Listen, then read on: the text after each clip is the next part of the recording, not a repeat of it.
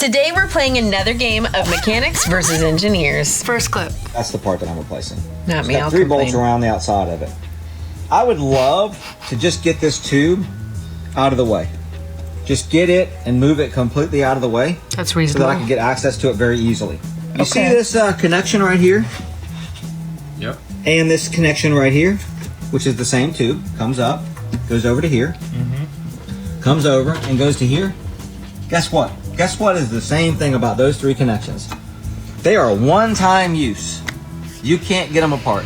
You have to cut them to get them off. Oh, It actually calls well. to take that off to do the... That's- Get this. It says to take this out of the way. And then I thought, okay, no big deal. I'll take this piece out, and I'll take this piece out completely, right? Also and then I one-time can just, work this all the way off. I'd have to take this coolant line off, but then I could work this whole thing out of the way. Yeah, look at the bolts. Those things they're not a normal headed bolt. They're not Torx, they're not Allen.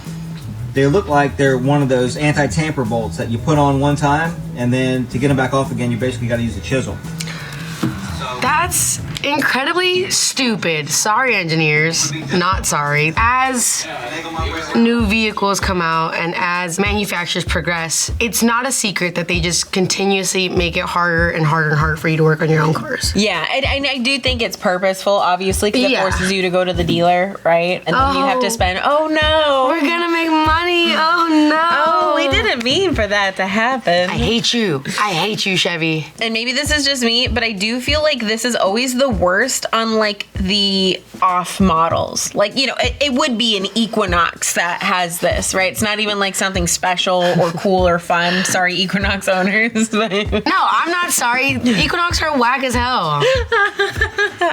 listen, at the end of the day, it makes money, it makes sense. And if they can force you to buy new stuff, then why wouldn't they? Yeah, that's just the crappy part. Because, at the end of the day, it's one of 2 things, right? Either the dealership can eat up the cost or the shop, or that comes out of the customer's pocket at that point. Just the whole concept of a one-time use for anything, any connection like that, I think is really stupid. And here's the thing, listen, I'm not perfect. I've had things that are like, a one-time use, don't reuse this.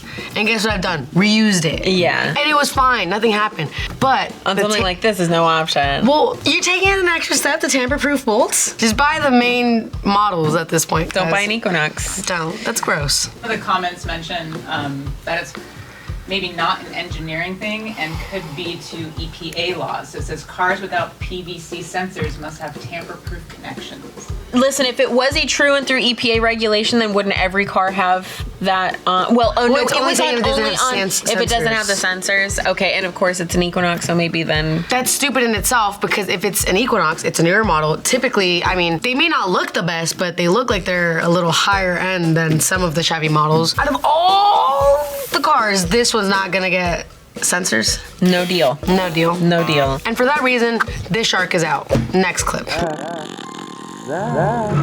Zach, wake up, man. Oh, sorry, I must have dozed off, man.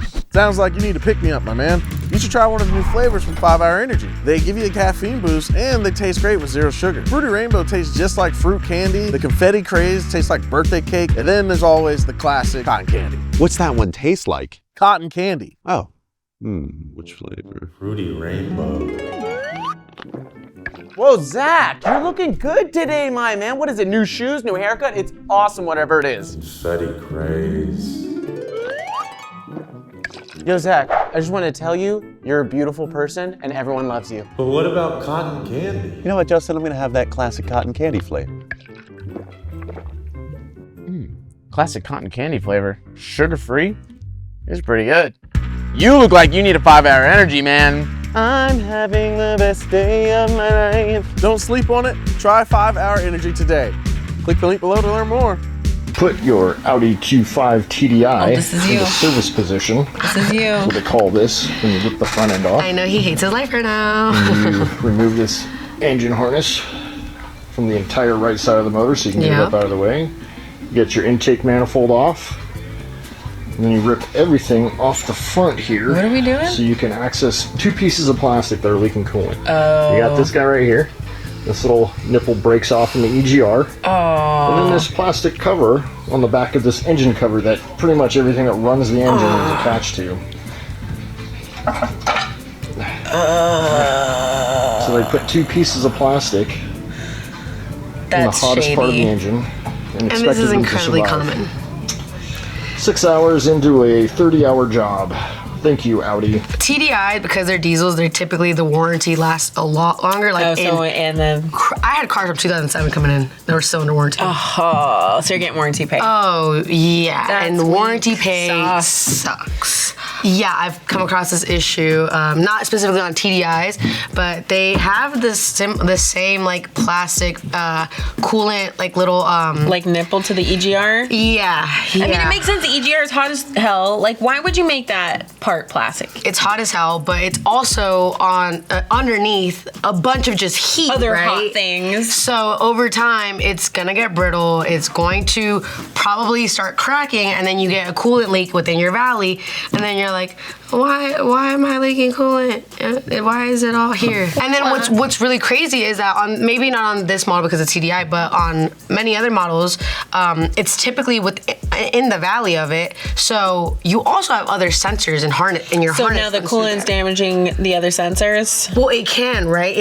Ideally, you wanted to just fall within the crevice of the valley. Yeah. But if you're just leaking coolant like a madman, or you're letting it go on for too long, now it can start seeping into what's around it. I see. And now it just leads to a lot bigger problems. A very expensive problems. It looks like. Listen, I love getting paid. I don't like hating my life. Yeah, that does look like a real pain in the rear end. Oh, totally. And then now, front end. And now imagine this. You're a tech and you have 2 service bays. You're a bay down, and hopefully you don't have 2 of these. Yeah, this is just not a fun time. That sucks. Sorry, buddy. Best of luck. Thoughts and prayers. You know what? I'm gonna stand in solidarity with my fellow Audi mechanic. And no, he's not whiny. I think this is definitely an engineering fault. That is in no way a whiny mechanic. He's definitely an engineering fail. Next clip. It's like this thing threw up the inside. I do love though. You could tell he's a good mechanic because he has not only everything together, but it kind of looked like he has it in place when how it goes. And this thing literally goes from under the hood to the trunk. There's no connector in between. Oh God. One big harness. Oh God, that sucks. Anyone that does wiring knows the pain of this. Obviously, this is a customer vehicle. It's your free will. You can honestly, if you're just doing quick testing, you could poke a wire. Customer probably will never know. This just sucks, and especially if you have to take off everything just to follow the harness all the way up, and then Is he replacing the? Oh, he's saying that he's replacing the harness for that pin. Well, I mean, if you're replacing a pin, typically you can cut the harness where it's at, cut off the pin that you need, and then splice it on with a butt connector. But the dealer probably, I probably always don't want you to do that. So what they typically want is that they'll give you a wire the length that you need it with the pin already there. So then you remove the pin, the faulty pin, and do an overlay or something. You do an overlay, but in a situation like this where you don't have any sort of connector breakout in between, from front to back, you're stuck. You have to literally connect that pin and then just route it all the way through, and that just sounds like the biggest pain in the ass. Pays 2 hours. Stop it.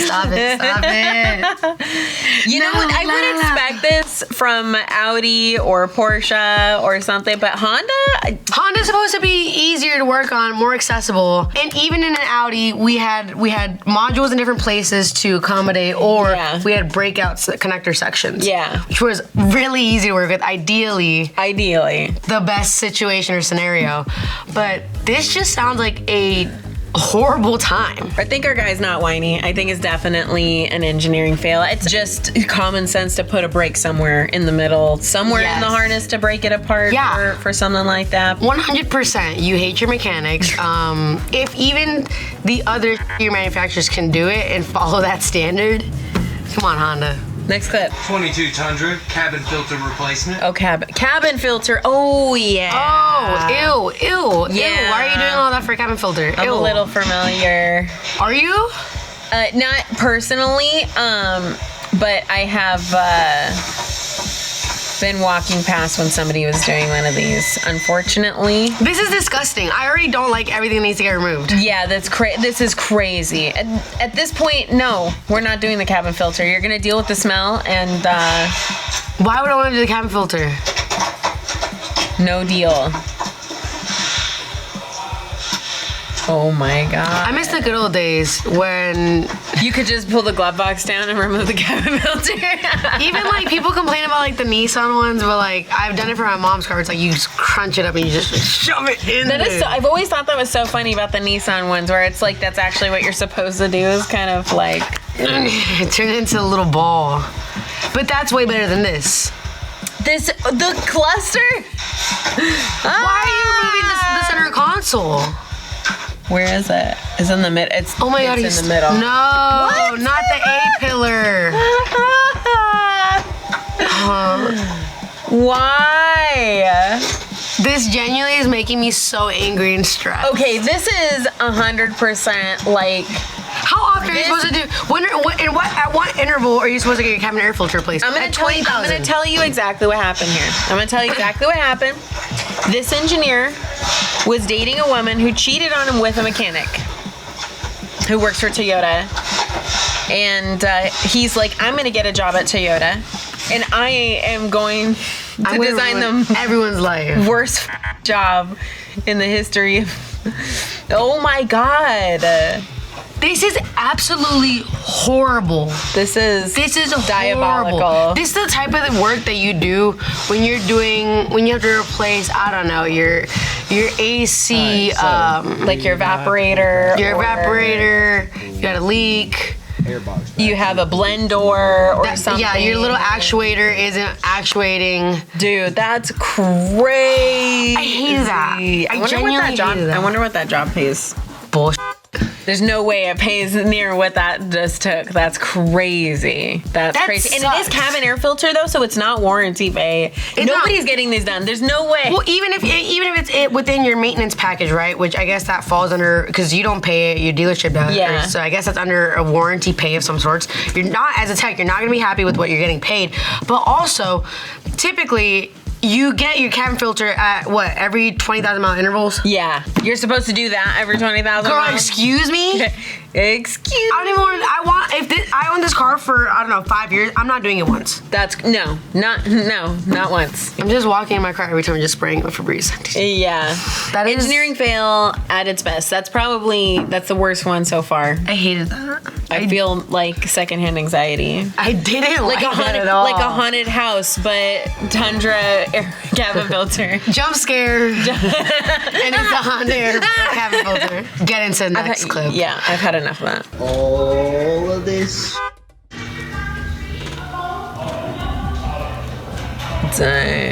You pulled the motor, pulled the subframe.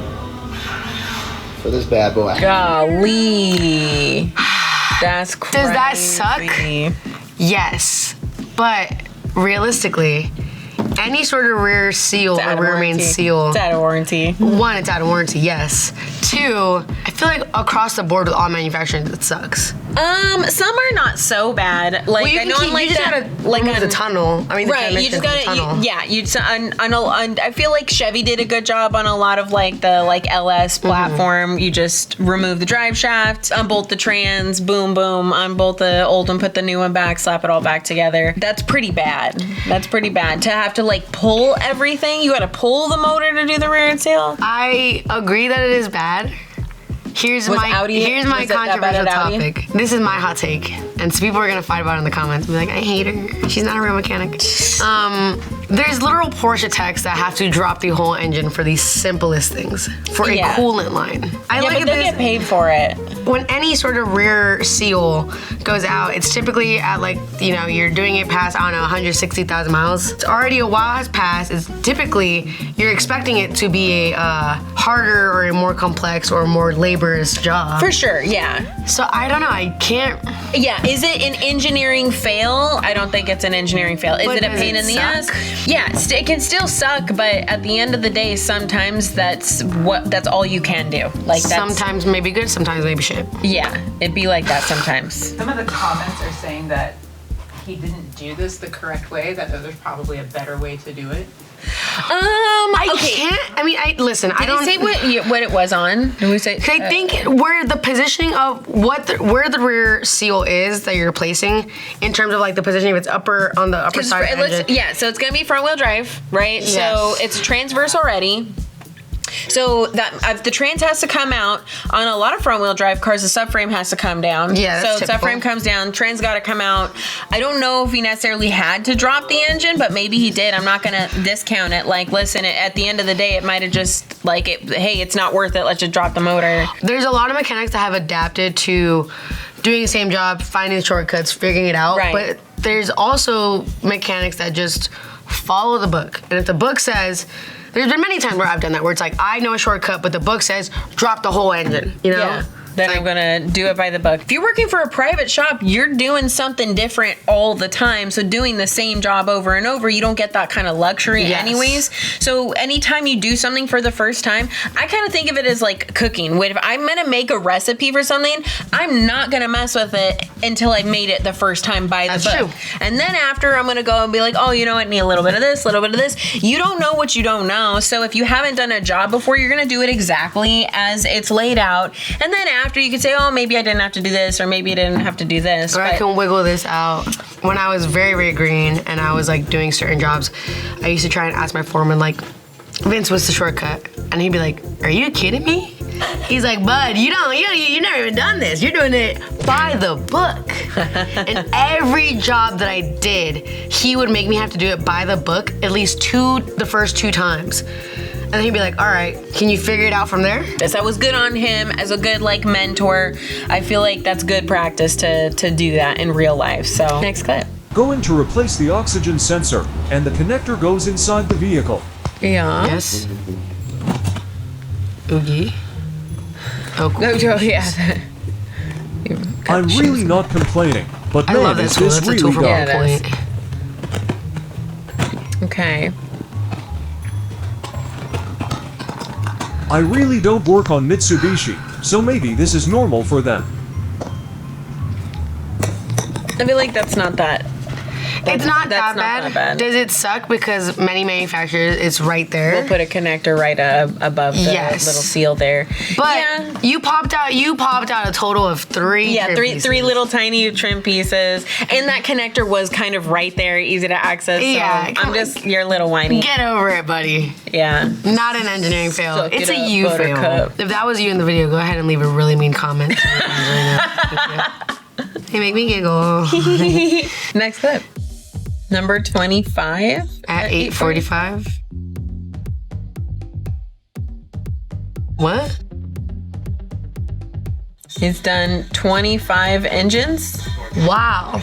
Yeah, he's like counting like failed Hyundai engines.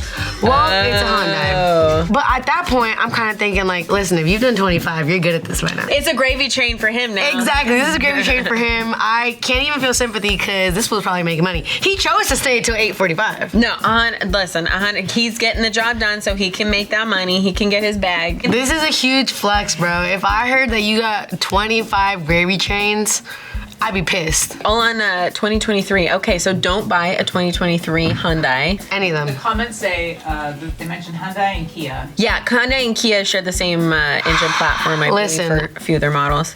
I don't want to be that guy, but if we look at what is the common denominator between the two, it's Korea. And I don't want to say don't trust Koreans, but maybe not their engines. Definitely not that platform. I feel like that's a valid point. I'm not a Hyundai person, so I don't know like the engine code for the platform, but definitely it's a massive problem. They just feel like, I haven't gotten in any of the newer ones, but like they were always like butt. Like on the inside they sucked. It wasn't like cool. Like, all right, a base model Corolla, I'd prefer that over. I feel like they've come a long ways as far as like interior design, stuff like that, but clearly I don't know of any other manufacturer that's this bad on engines. They have a pretty bad rap there. For a lot of manufacturers, it's incorrect oil viscosity because they're trying to meet EPA requirements for the CAFE standards for gas mileage, and so thinner viscosity, you're gonna get better gas mileage, but you're getting less protection, especially when you're running like, you know, 0.20 or 0.16 or whatever ridiculous low viscosity. And it does look like online it says for the 2.0s and the 2.4, what they're calling the Theta 2 engines, running from 2012 to 2022, and this is 2023, so maybe this continues.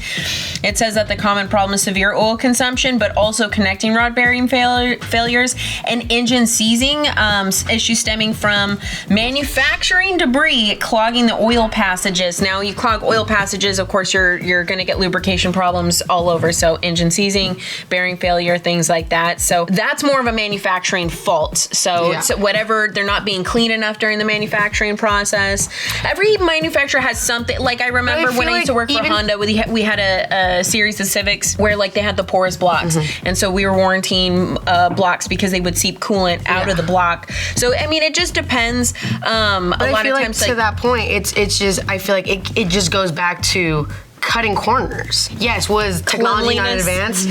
Yes. They would have paid attention to not getting debris in the oil passages. Exactly, right? Yeah. Like, I'm not tripping. I just feel like in the pursuit of more money and growing your stocks and growing your company and all this, you're just resulting in cutting corners in the areas in which you need it most, and whether that's not keeping things cleanly or, you know, opting out and getting a cheaper structural for the component casting or whatever. Like it just truthfully all falls back to consumerism. And I mean, listen, I'm gonna say I think capitalism has done a lot of really good things, but I will say, okay, cool, this is a failure point here, cutting corners. Let's just say this is because maybe they're cutting corners with the whole cleanliness aspect during manufacturing. Well, that's fine. Ultimately, customers vote with their dollar in that way, and then people just stop buying Hyundais because they find out, oh, the engines suck, or Kias as well. So they end up feeling it later, and it's what's the saying? You're tripping over dollars chasing pennies, right? We're cutting corners to cut costs now and banking on the risk that maybe this will pan out for us, but if it doesn't, how much money are they losing in engines now like that? So, I mean, ultimately, we'll learn their lesson or they'll go out of business, you know? So, get your shit together, Hyundai and Kia. Tacoma, almost genius design. Oh, yeah, almost. So close. Oh, come on, though.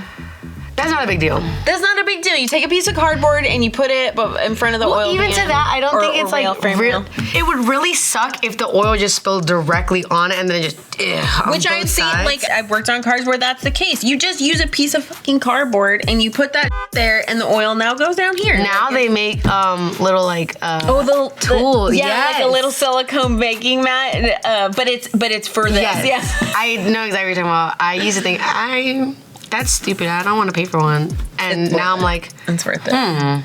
There is a need and a demand. I am too cheap, and I'll usually just keep a stack of cardboard slates next to my toolbox for this very reason. I used to use the little, when you buy a new car and you have like the little piece of like plastic like thing with the license plate. Yeah. There you go. I used to just get those and like fold it. That's perfect. And you know what? It's reusable. Forget what I said about the cardboard thing, because I totally dispose of those in a proper manner when I always dispose of oil and anything filled with oil in a proper manner. Care about the environment. And on that note, next clip. V6. And of course we're replacing an engine oil pan on this thing because they always leak and they're one-time use pans, so you gotta buy a new pan every time you remove the old one. It's plastic? Check out this crazy thing right here. So it doesn't look like it's plastic. It does look like it's plastic. The pan itself? It looks like it to me. It's into this right here on the oil pump, but if you follow the oil pump, they put a rubber belt to drive the oil pump. What in the world I don't know what that's like the new trend, putting brakes on you, oil bath belts. Pressure, and there goes your engine. And of course, you're not going to be able I would to replace assume- that belt without taking apart the whole front I of the want to engine, assume that they're smart enough to make the materials of the belt It seems like such a cheap, not cheesy design. I want to too, but I do keep hearing of just complaints from different manufacturer dealer techs dealing with just common oil bath belt failures. So it doesn't seem like, even if they are using like a resistant material, it doesn't seem to be working very Let's well. just go back to chains. Hey, guess what? Chains are metal, they're durable, and they like oil. Like, is it less noise? Are we trying to avoid the noise, or are we just cheaping it out? It feels like they're cheaping it out. Probably cheaping it out. And that is why mechanics hate engineers. Yeah. Sorry. Just say you're broke. Okay, hold on. You're hitting a little close to home right now, actually. Are you kidding me? On TV? I mean, I don't know. I want to think that there's good engineers out there, but I have not, to this day, I have not met an engineer that I like. Change my mind. I'm very willing to. I've met some good engineers. Who? Name them. I just want to know. You're saying. I do think the problem is they're too far removed most of the time. Now, here's what I do like to see. In our automotive program, we do get a handful of students regularly that are on track to go to be an engineer for automotive, but they want to go to an automotive program and spend time as a mechanic before they become an engineer, so they can have a more realistic, in-depth understanding. Yeah, realistic approach to the design. So even when you are cutting corners, you're still forward thinking of the mechanic. And honestly, I think that should be a requirement. Like, I think for automotive engineers, you should have to put in some time as a mechanic so you can have an understanding of. I think it's great, right? If you have someone that actually understands like the issues and the concerns that you're going through, they're more likely to keep that in mind when designing whatever, right? It's kind of like the service managers that used to be techs. Oh, they're better. Those are always better the best service managers. than the people that were like, I was a service advisor. Yeah. Girl, I can't relate to you. Well, and you'll notice, I've consistently noticed that a lot of the service managers that haven't spent time as techs, their expectations of the techs tend to be a little unrealistic because they just haven't spent. You don't know what you don't know. You don't know what you don't know. And it's not that they're bad service managers, but there is a slight disconnect. So, I mean, I think it's like anything in life. If you if you walk a mile in someone else's shoes, you get a better understanding of them. 100%. The same thing. I think engineers could learn a lot by walking a mile in my stinky little boots. I agree. All right, y'all, if you're a mechanic or an automotive industry professional and you think you got the chops to kick it with us right here in this studio, go ahead and fill out that link in the bio. Thank you guys so much for watching. If you enjoyed this and you want us to react to more engineering fails, or you know an engineer who is a fail, leave his name in the comments. Shout him out. Shout him out. Bye, have a beautiful time.